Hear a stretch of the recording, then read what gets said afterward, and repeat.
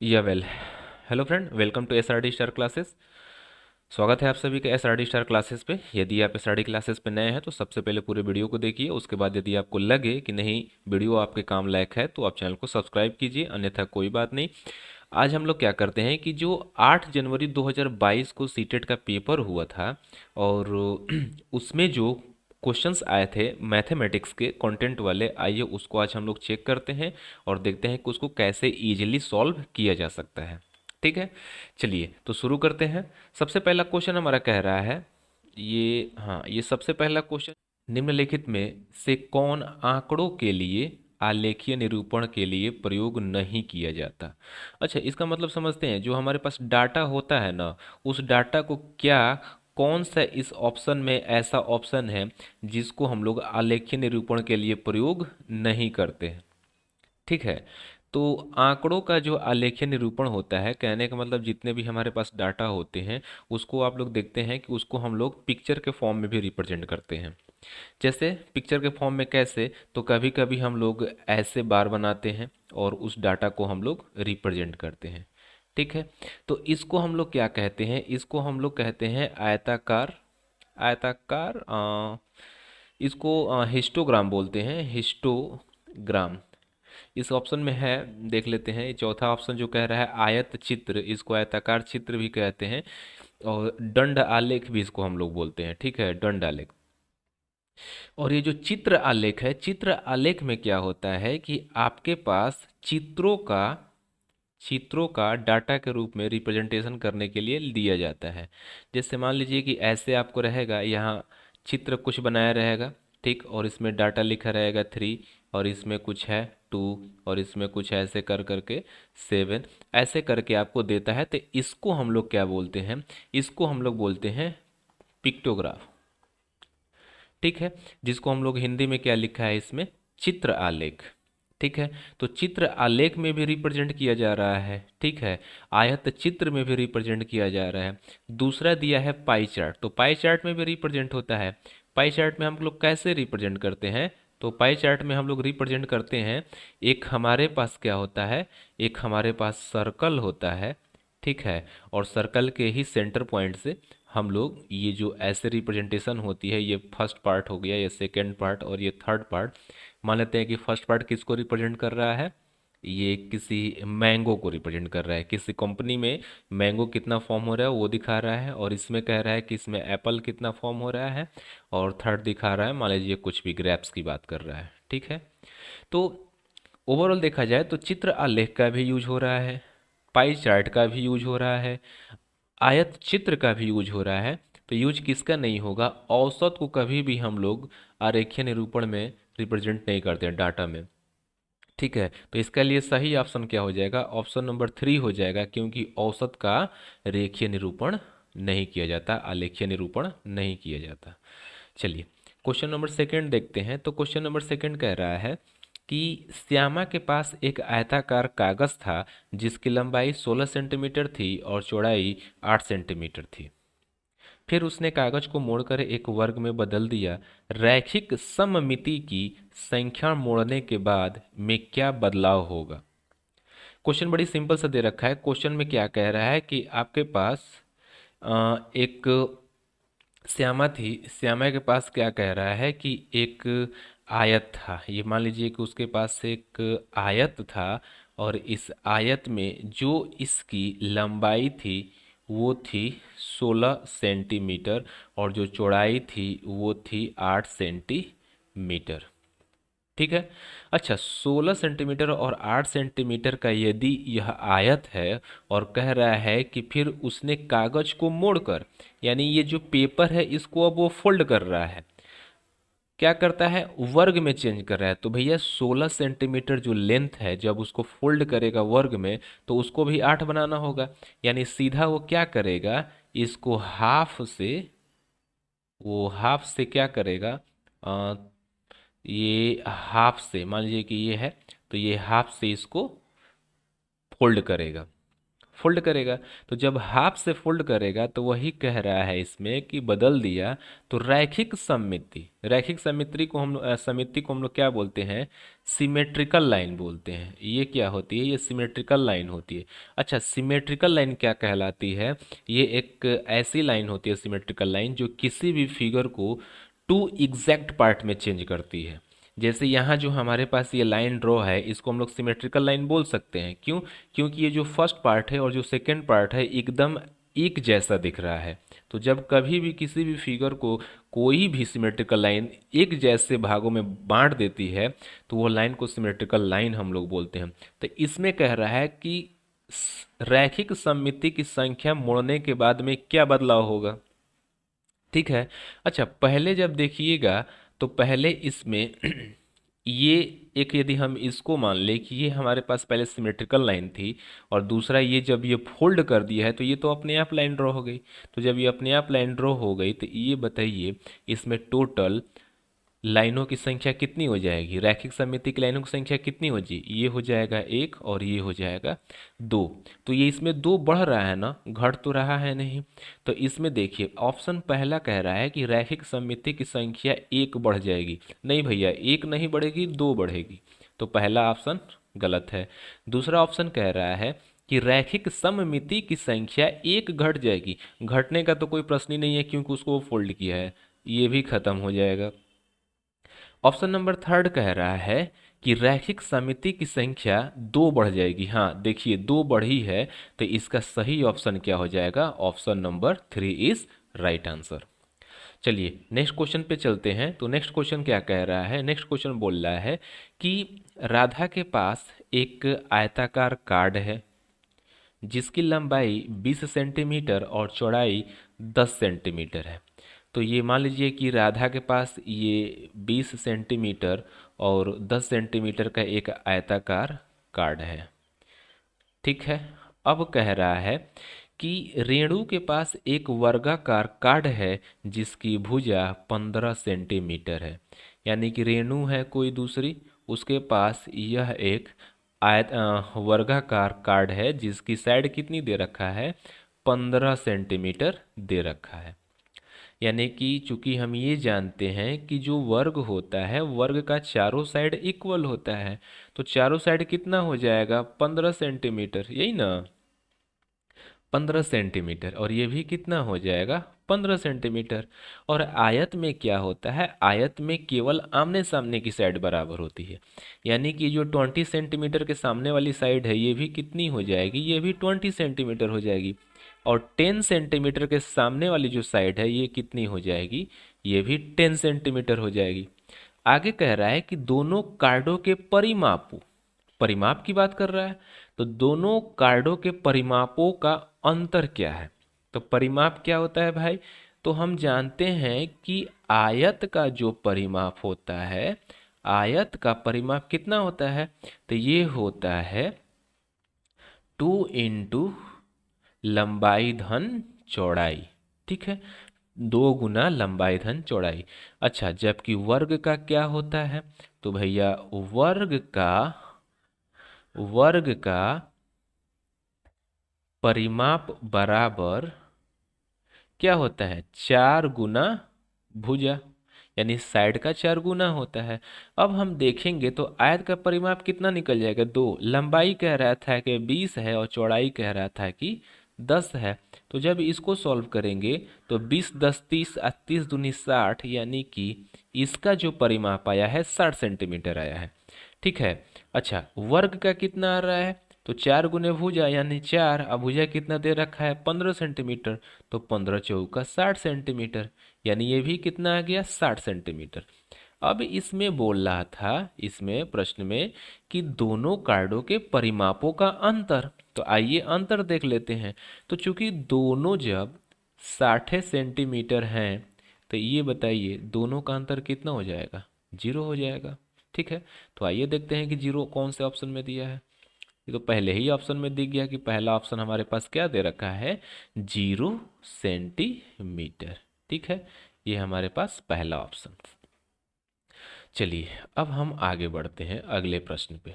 अगला प्रश्न क्या कह रहा है भैया? तो अगला प्रश्न बोल रहा है कि नीचे दिए गए विकल्पों से विकल्पों में से वृत्त के भागों को चुनिए। यानी कि वृत्त में कौन कौन से भाग आते हैं इसके बारे में आपको बताना है। तो आइए वृत्त के बारे में थोड़ा सा हम लोग डिस्कस कर लेते हैं। तो ये हमारे पास एक वृत्त है और ये आप जानते हैं कोई भी वृत्त किससे बनेगा? अपने सेंटर से। ठीक है, सेंटर से ही कोई वृत्त क्या की जाएगी? इसको ऐसे रख के ड्रॉ की जाएगी। तो सबसे पहला इसमें क्या आ गया? ये जो पॉइंट है, ये पॉइंट क्या कहलाता है? इसको हम लोग बोलते हैं केंद्र, यानी कि सेंटर।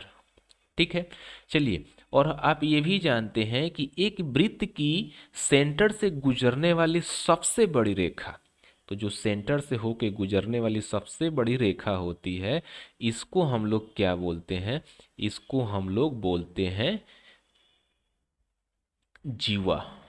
ठीक, जीवा बोलते हैं। अच्छा, जीवा जो होती है सबसे बड़ी जीवा, वही इसका व्यास कहलाता है, जिसको हम लोग क्या बोलते हैं? डायामीटर। ठीक है, ये तो हमारे पास क्या हो गया? कॉर्ड हो गया। ठीक है, इसको हम लोग कॉर्ड बोलते हैं और इसको हम लोग बोलते हैं डायामीटर। ये हमारे पास क्या कहलाता है? व्यास कहलाता है। अच्छा, व्यास का जो आधा, यानी कि ये पूरा व्यास है या सबसे बड़ी जो रेखा होती है केंद्र से गुजरने वाली, वो क्या कहलाती है? जीवा। और इसी व्यास का आधा, व्यास का आधा कहाँ से कहाँ तक हो जाएगा भैया? तो व्यास का आधा ये आपका यहाँ से यहाँ तक होगा। और जो व्यास का आधा होता है उसे हम लोग क्या बोलते हैं? उसको हम लोग बोलते हैं इसका रेडियस, यानी कि इसको कहा जाता है त्रिज्या। क्या कहा जाता है? त्रिज्या कहा जाता है।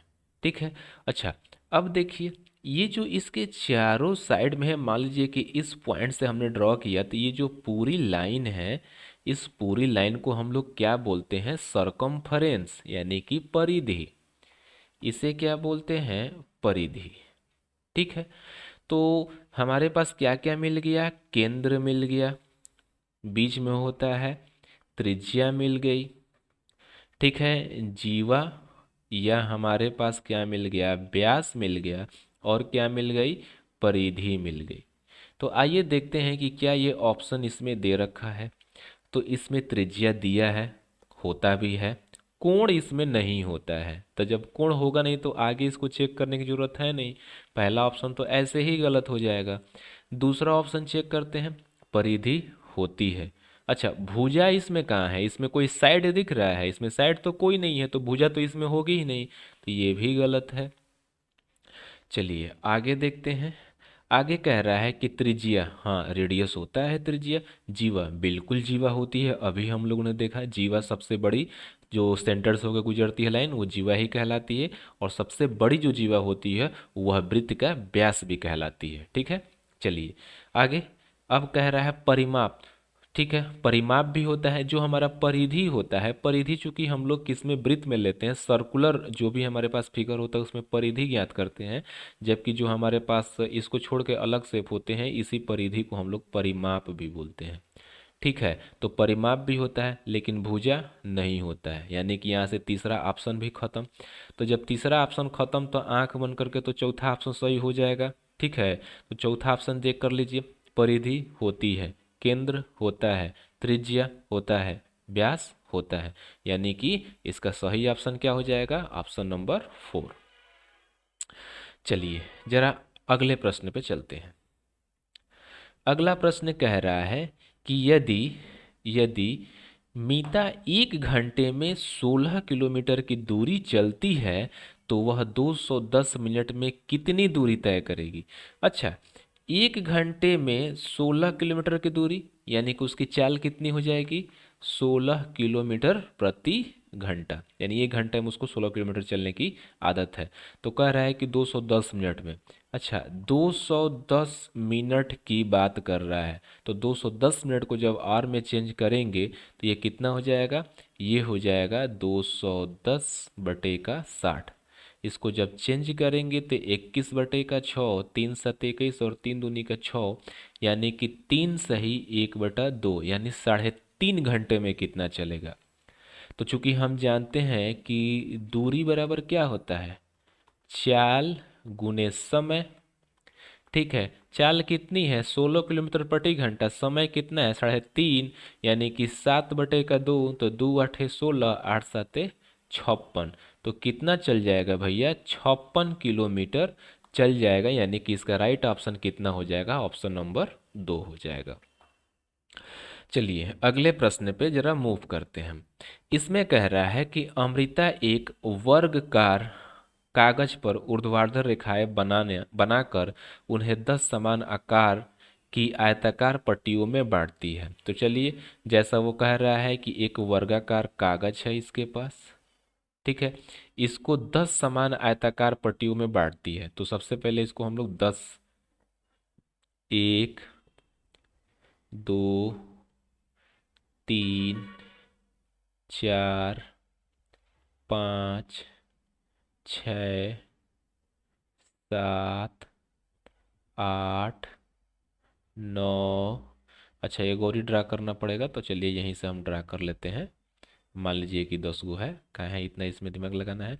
हाँ, अब क्या कह रहा है, अब कह रहा है वह उनमें से 3 पट्टियों को लाल रंग से भर देता है। यानी कि इसकी जो 3 पट्टियां हैं ये वाली, ठीक है, यानी कि ये वाली जो 3 पट्टियां हैं इसको वो क्या कर रहा है, लाल से भर दे रहा है। चलिए हमने भी लाल से इसको भर दिया, ठीक है। चलिए हमने क्या किया, इसको लाल से भर दिया। अब ये क्या बोल रहा है भाई, तो अब ये बोल रहा है कि आगे कह रहा है कि अब वह उसी कागज की शीट को 10 36 रेखाएं बनाती है। अच्छा, इसी पे अब 10 हॉरिजॉन्टल लाइन भी बना रही है। तो चलिए 10 को और हम लोग बना लेते हैं।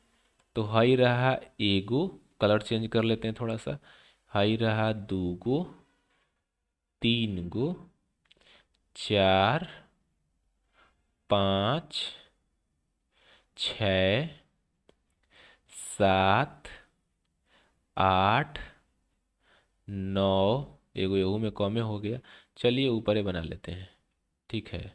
और ये रहा 10, ठीक है, यानी कि इसमें से 3 तो क्या है, कलर है।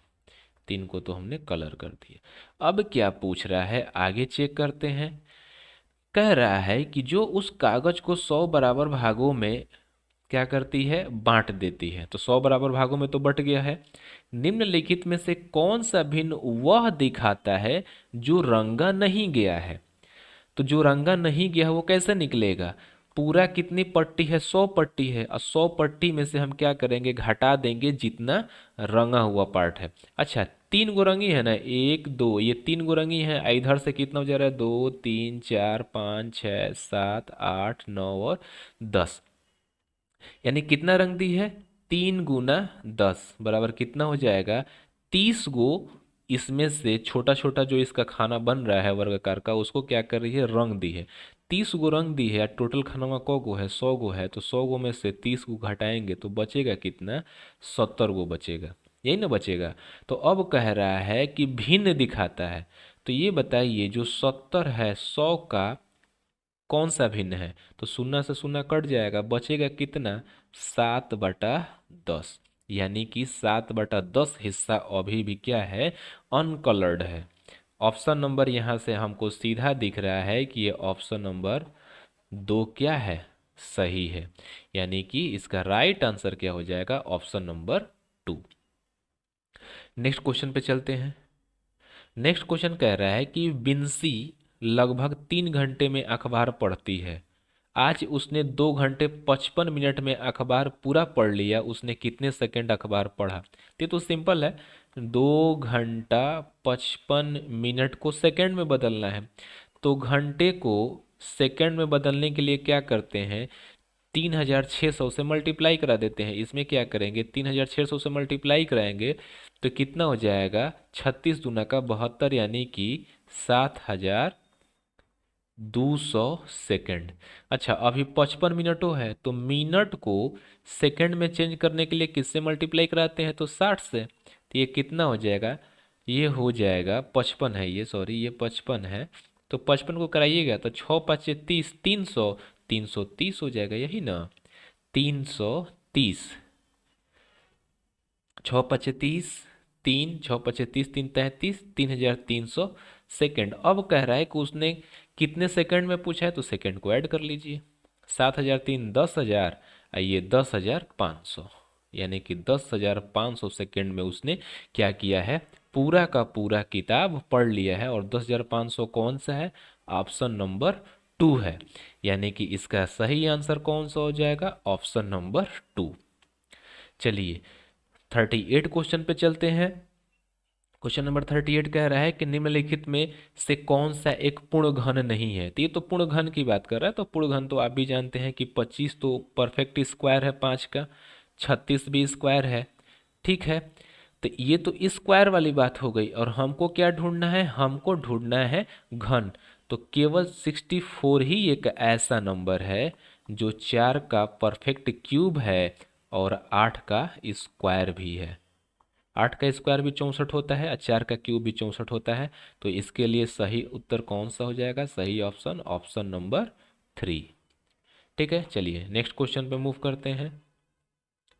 नेक्स्ट क्वेश्चन कह रहा है कार्तिक रात में 10 बजे सोकर सुबह 6 बजे उठता है। अच्छा ये बताइए, 10 बजे सोइएगा, 6 बजे उठिएगा, तो कितने घंटा सो रहे हैं? 8 घंटा सो रहे हैं। वह दिन का 1/8 भाग खेलने और 1/6 भाग पढ़ने में व्यतीत करता है। वह दिन का कितना भाग अन्य गतिविधियों में व्यतीत करता है? अच्छा, एक दिन मिला के कितना हो जाता है? दिन में रात मिला करके 24 घंटे का समय हो जाता है।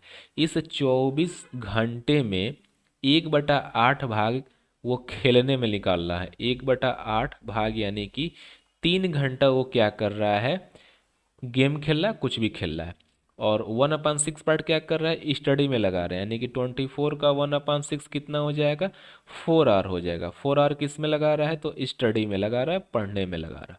अब कह रहा है कि वह दिन का कितना भाग अन्य गतिविधि में लगाता है। अच्छा ये बताइए, दोनों मिलके तो 7 आवर हो गए और वो 8 घंटा सो भी रहा है, तो 8 और 7 मिलके कितना हो जाएगा? 8 और 7 मिलके हो जाएगा 15 आवर। अब ये बताइए, जब वो 15 और 24 आवर में से इंगेज्ड है खेलने, सोने और पढ़ने में, तो शेष कामों में कितना समय लगाएगा? तो 24 माइनस 15 यानी कि 9 आवर लगाएगा। अच्छा, चूंकि इसका फ्रैक्शनल पार्ट पूछा है, तो फ्रैक्शनल पार्ट में क्या होता है? जितना आवर वो लगा रहा है उसको टोटल से क्या करते हैं? डिवाइड करते हैं। तो इसको क्या करेंगे? 3 3 जा 9 और 3 8 जा 24, यानी कि 3/8 पार्ट वो अदर वर्क में इसको लगा रहा है। ठीक है। अच्छा, 3/8 पार्ट ऑप्शन नंबर कौन है? पहला तो है नहीं, दूसरा भी नहीं है, तीसरा भी नहीं है, यानी कि बचा है तो चौथे है। तो यानी कि इसका सही ऑप्शन क्या हो जाएगा? Option number 4 is right answer. ठीक है, चलिए नेक्स्ट क्वेश्चन पे मूव करते हैं। नेक्स्ट क्वेश्चन कह रहा है कि रुसदा, अच्छा, रुसदा और रेखा की चोटियों की लंबाई क्रमशः 1 मीटर का 4/5 पार्ट, अच्छा 4/5 पार्ट और 5/7 पार्ट है, यानी कि 5/7 पार्ट। तो 1 मीटर में से कितना पार्ट हो जाएगा? तो 7 4 जा 21 और 5 5 जा 25/35, या 28 और 35 मिलके कितना, 25 मिलके कितना होगा? ऐड कर लीजिए। तो 3 और 5 53/35। तो पूछ रहा है कि दोनों चोटियों की लंबाई का योग कितना है? तो योग 53/35 हो जाएगा। चूंकि इसमें किस में दिया है? फ्रैक्शन पार्ट में दिया है। अच्छा, तो डिनोमिनेटर में हमारा 35 आना चाहिए। चेक कर लीजिए किस में 35 दिया है। पहले में दिया नहीं है, दूसरे में दिया है, तीसरे में, चौथे में दिया नहीं, यानी कि इसका सही ऑप्शन क्या हो जाएगा? Option number 2। बस काम खत्म। अच्छा, थर्ड कह रहा है कि 10 - 10 + 10 - 10 + 10 - 10 डैश डैश डैश का मान क्या होगा यदि टर्म्स की जो संख्या है, यानी पदों की संख्या सम हो। अच्छा, प्लस माइनस, देखिए ये क्लास 7 का क्वेश्चन है, ये बहुत इजी सा क्वेश्चन है। देखिए, जब कभी भी माइनस प्लस ऐसे करके सेम नंबर के साथ इवन में जाता है तो वो कट के क्या हो जाता है, जीरो हो जाता है। देखिए कैसे। अच्छा, 10 - 10 सम है, इसको हमने चेक किया तो जीरो। 10 - 10 +10 - 10 संख्या कितनी है टर्म्स की, 1 2 3 4 सम है, यानी ये भी आपस में कट के क्या हो गया, जीरो। तो ये इनफाइनाइट भी होगा सम में, तो आंसर कितना हो जाएगा, आंसर हो जाएगा जीरो, जो कि करेक्ट ऑप्शन कौन सा है, करेक्ट ऑप्शन आपको दिख रहा है ऑप्शन नंबर थर्ड। ठीक है, चलिए चलिए, तो नेक्स्ट क्वेश्चन 42 नंबर का क्वेश्चन क्या कह रहा है भाई, तो क्वेश्चन 2 कह रहा है कि विभिन्न गांवों में किसानों की एक दिन की मजदूरी नीचे दी गई है। ठीक है, गांव ए में एक दिन की मजदूरी 185, बी में एक दिन की 125, सी में 93 और डी में 87 है। ठीक है, डी में क्या है भाई, तो डी में है 87। अब कह रहा है कि जगत गांव ए में 105 दिन काम करता है, रेणु सी में 180 दिन काम करता है। ठीक है, तो चलिए हमारे पास क्या है, 105 दिन ए में, तो मल्टीप्लाई करा कि 185 से चेक कर लेते हैं कि कितने रुपए इसको मिलेंगे ए वाले को।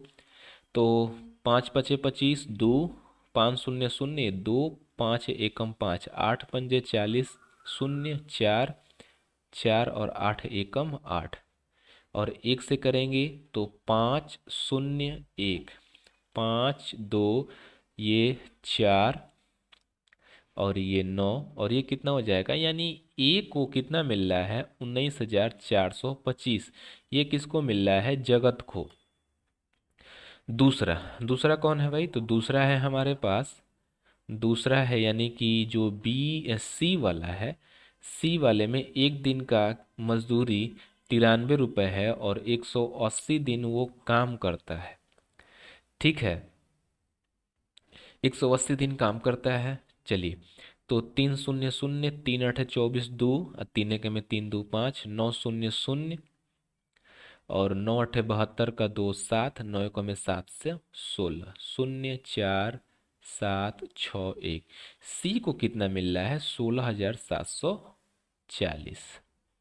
ये किसको मिल रहा है, रेनू को मिल रहा है। अच्छा, अधिक कौन कमा रहा है, जगत अधिक कमा रहा है, तो कितना रुपए, तो 5, 12 में से 4 जाएगा तो 8, 13 में से 7 जाएगा तो 6 और 8 में से 2, यानी कि 2685 रुपये जगत अधिक कमा रहा है। ऑप्शन कौन सा है भैया, तो देखिए कह रहा है कि जगत वह रेनू से 26, हाँ तो जगत ही अधिक कमा रहा है, तो ये तो पहले ही दिख गया कि इसका ऑप्शन कौन सा है, तो इसका है ऑप्शन नंबर 1।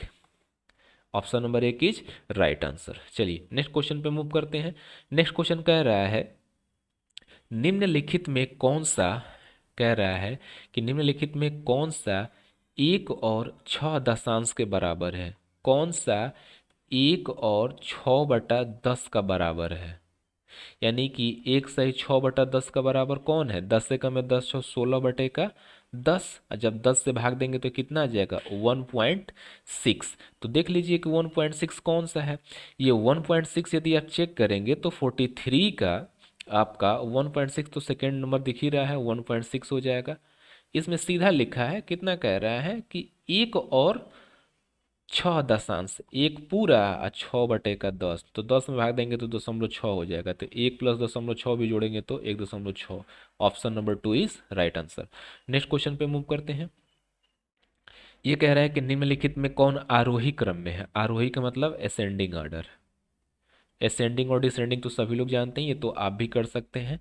तो यदि ये जो है क्वेश्चन नंबर 44 का यदि चेक किया जाए तो 44 का जो ऑप्शन सही आएगा, हम देख लेते हैं कौन सा है।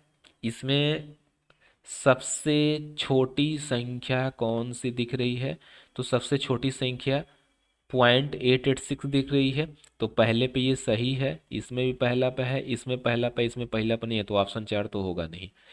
दूसरा कौन सा सही है, तो दूसरा सही है ये आपका 8.06, यानी कि दूसरा पे ये होना चाहिए, तो दूसरा में है ये सही, इसमें भी, यानी कि दोनों सही है। तीसरा कौन सा है छोटा, तो तीसरा छोटा आपको दिख रहा है ये तो छोटा है नहीं, अच्छा इससे छोटा तो ये है, यानी कि तीसरा ये होना चाहिए, तो तीसरा इसमें है नहीं, तीसरा ये है। यानी कि इसमें एक ही जो दिख रहा है एक सीक्वेंस में, ऑप्शन नंबर 3 जो वही दिख रहा है जिसको असेंडिंग ऑर्डर में अरेंज किया गया है। ठीक है, यानी कि क्वेश्चन नंबर जो भी है ये, इसका राइट आंसर कौन सा हो जाएगा, ऑप्शन नंबर 3। चलिए क्वेश्चन नंबर 45 पे चलते हैं।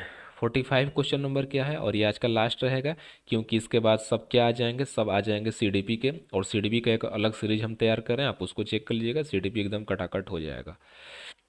म्याऊं खेलने के लिए सब लोग एक गोल में खड़े हो जाते हैं। एक खिलाड़ी बोलता है, एक अगला खिलाड़ी कहता है, एक खिलाड़ी एक बोलता है, अगला खिलाड़ी दो, ऐसे ही खेल चलता है। जिस खिलाड़ी को 7 या 7 से भाग देने वाली संख्या बोलनी है, वह उस संख्या की जगह म्याऊं कहेगा। जो म्याऊं कहना भूल गया वह खेल से बाहर हो जाएगा। अंत में म्याऊं बोलने वाला खिलाड़ी जीत जाएगा। विजेता बनने के लिए निम्नलिखित में से किस समूह की संख्या आने पर म्याऊं बोलना चाहिए। यानी कि जो 7 या 7 से भाग देने पे, तो अच्छा चाहे 7 हो, 7 से भाग देने पे, तो चेक कर लीजिए 7 की डिविजिबिलिटी रूल देखेंगे तो 7 की डिविजिबिलिटी रूल क्या कहती है कि जो लास्ट का डिजिट होता है उसका आप कर दीजिए डबल। ठीक है, और जो पीछे का जो भी बच रहा है उसमें से कर दीजिए माइनस, और डिवाइड करके चेक कर लीजिए, यदि नंबर डिविजिबल है तो 7 से डिवाइड हो जाएगा। अब वैसे भी नहीं आ रहा है तो छोटा छोटा नंबर दिया, 7 से आप भाग दे के चेक कर लेंगे। तो 154 देखिए, 154 है ना, तो लास्ट का डिजिट कितना है, 4, 4 का डबल कितना हो जाएगा, 8, तो 15 में से जब 8 माइनस कीजिएगा तो आएगा कितना, 7, यानी कि 7 7 से डिवाइड हो जाएगा, तो पहला तो सही निकल गया। 192 है, तो 2 का डबल कितना हो जाएगा, 4, और यदि 19 में से 4 माइनस करेंगे तो कितना आ जाएगा, 15 आ जाएगा। तो क्या 7 के टेबल में 15 आता है, नहीं आता है, तो पहला तो ऐसे ही खत्म हो गया। चलिए दूसरा ऑप्शन ऐसे ही फटाफट चेक कर लेते हैं। 147 दे रखा है, तो 147 में 7 का डबल करेंगे तो कितना आएगा, 14, अब 14 माइनस 40 करेंगे तो कितना आएगा, 0, यानी कि यह 7 से डिविजिबल है।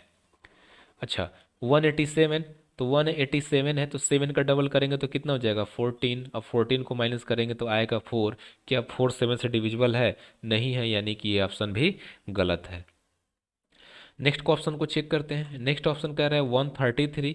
अच्छा 133 में 3 का डबल कितना होता है, 6, और 13 में से 6 माइनस करेंगे तो कितना हो जाएगा, ये माइनस का साइन है, माइनस करेंगे तो ये हो जाएगा 7, यानी कि 133 7 से डिविजिबल है। अच्छा 154 154, 4 का डबल 8, 15 में से 8 8 घटाएंगे तो कितना हो जाएगा, 8 7 15, यानी कि 154 भी डिविजिबल है।